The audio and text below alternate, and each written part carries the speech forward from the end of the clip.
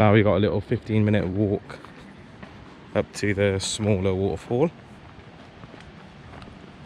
The boat ride brought us a couple of hundred meters upstream.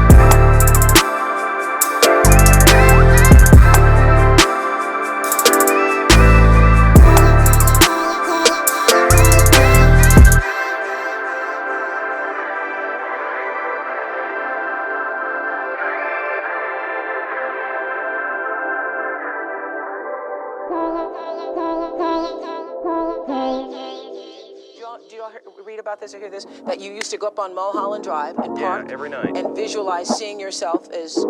Yeah, I would visualize, This is when you were broke and poor. You know, right, having directors interested in me and people that I respected saying, you know, I like your work or whatever that is, and I would visualize things coming to me that I wanted or whatever. Drive home and think, well, I do have these things. They're out there. I just don't have a hold of them yet, but they're out there. I wrote myself a check for $10 million for acting services rendered, and I gave myself 5 years, or 3 years maybe, and I dated it Thanksgiving 1995. Just before Thanksgiving 1995, I found out that I was going to make $10 million and dollars.